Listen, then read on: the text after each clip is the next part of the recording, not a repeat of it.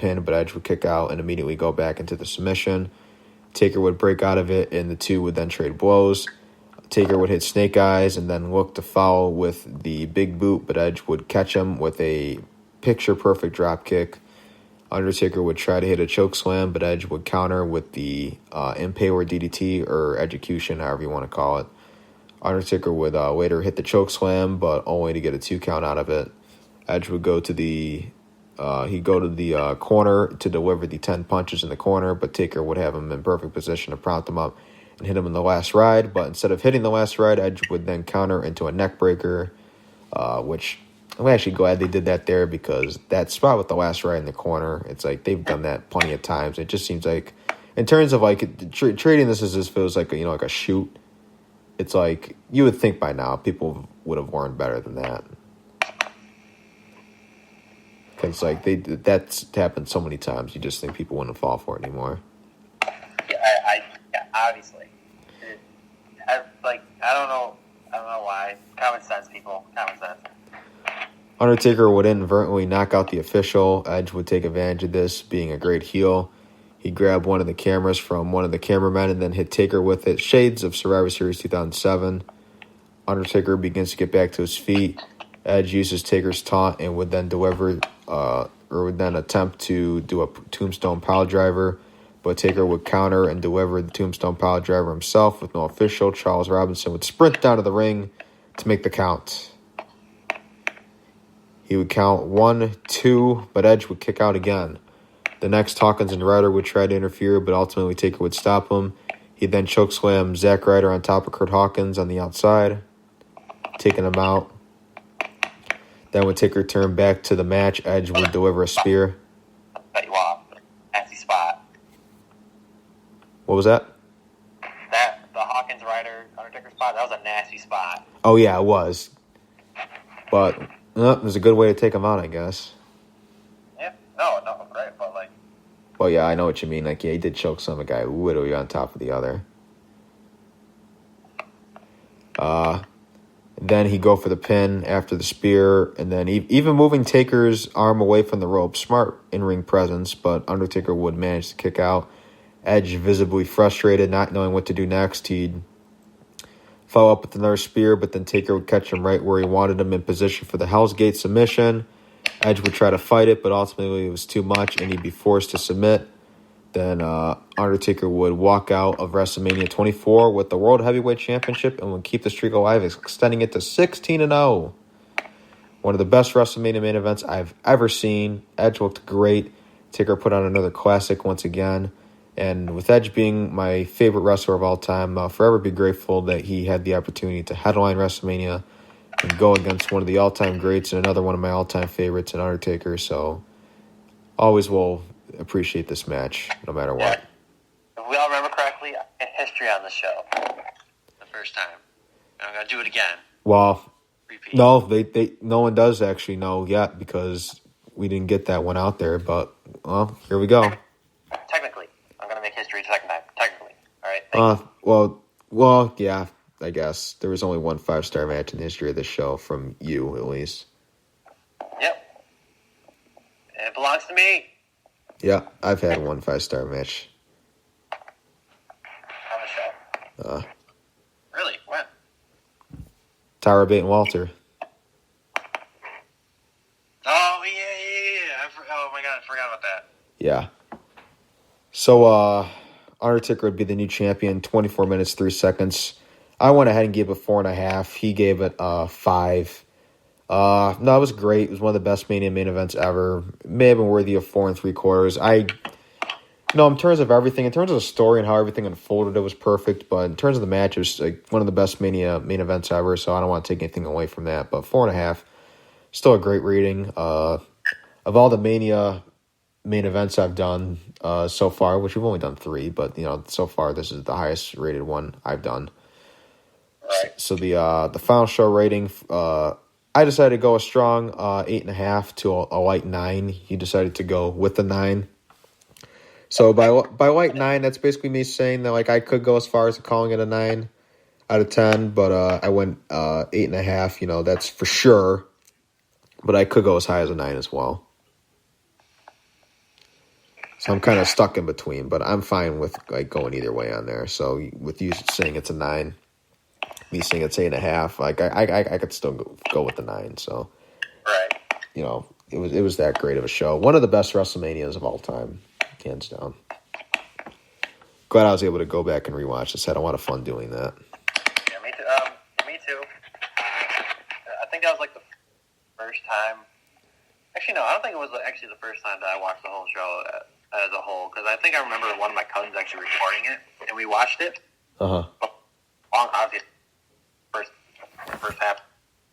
But, yeah, no, it was awesome. 2008 was a fun time, man, no matter what. Yeah, and, you know, the Rumble was, you know, okay, I guess. The No Way Out was, whatever. You know, it wasn't bad, but it was like whatever. But, you know, this Mania was definitely great. But, no, I enjoyed doing this again. Of course, in the aftermath of Foul, JBL would get back on the title picture, and he'd join Triple H, John Cena, and Randy Orton in a fatal four-way match for the world title, WWE title at Backlash 2008, which will be next week's edition of JNC Rewind. That'll be JNC Rewind number 20. Yeah, milestone. Then Undertaker and Edge will have a rematch for the World Heavyweight Championship. MVP and Matt Hardy have a match for the United States title. Then Chavo and Kane, I think, have a rematch. They have a rematch. The Big Show and Great Khali, I remember, have a match on that show. Oh, yeah. Although I did hear, well, I mean, we'll be the judge of that, but I don't remember it quite exactly. I mean, I've seen it before, but it's just been a while. But I have heard from some people that match actually was a lot better than you could have imagined. So we'll be interested to see that one, I guess, you know, hearing that. So. Oh, yeah. And then, of course, Ric Flair would retire here, and the next night on Raw, they'd have his farewell segment, his farewell speech address.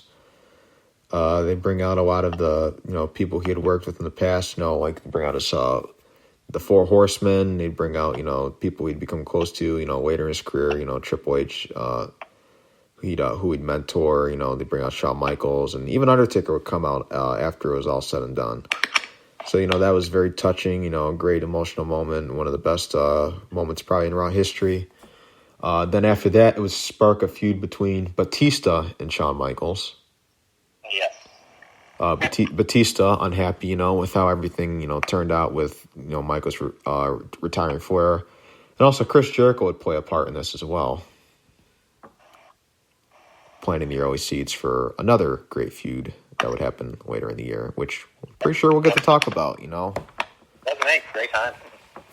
So that's it for WrestleMania 24. I hope you guys liked this one. We had a great time doing it. And, of course, if you have not already, be sure to check out the WrestleMania 21 show, which I did. Then, of course, JNC Rewind number 18, which was WrestleMania 23, which was yesterday's show. And, of course, with WrestleMania 36 being, you know, a two-night event, of course, it's not going to be under the usual circumstances and whatnot. But be sure to go ahead and check that out. We made sure to have this show out in early, so it'll give you time, give you guys plenty of time to check this out. Of course, if you're going to check that out later, WrestleMania 36, you just want to make sure you gave you some time, just so this wouldn't be in the way. So be sure to watch that if you will, if you want. That's the thing. As I point out, I think in the 23 show, like with the ratings and whatnot, it's like it was like a really low rating, like for a go home show on Raw. Granted, the ratings are not what they used to be, but generally speaking, that was like a very low rating. So that gives me the impression that, you know, a lot of people aren't really, you know, looking forward to this. When I get it, because, you know, like I'm a proponent and a believer that, like, you know, they should just postpone it and like had it like later on. You know, it could make a big bash, like a big party or whatever. You know, where everyone's happy and rejoicing. But, you know, I guess there's the other side to it, you know, where there's probably going to be tons of money lost if they didn't do it. And All about the money. it's all about the money. Yeah, so no, there would have been, you know, some losses there, you know, if they didn't do it here. And like, so I mean, the show, I guess there's the idea, you know, the show must go on, you know. So there's two sides to it. I still think it should have been postponed, but that's just me. But yeah, so just want to give you time before like that show went on, so we'd have this out here for you guys now. Then, of course, if you have not already, be sure to follow JNC Radio on social media. JNC Radio, JNC_radio for Twitter and Instagram. Like our official Facebook page. Be sure to subscribe on Apple Podcasts, subscribe on YouTube to the show. Follow us on Spotify, follow us on Spreaker.com, and then, of course, we're on all major platforms, including the ones I just named. And, yeah, hope you guys like this one. Next week's show is we're doing WWE Backlash of 2008. So be sure to check that out. And this is, I guess, our conclusion of the WrestleMania Rewinds. We were only able to get 3 out. There were supposed to be more. But, things got in the way, and, we decided just to take a hiatus from the show. But we're back now, so hope you guys like this one. We're still able to get out 3 of them.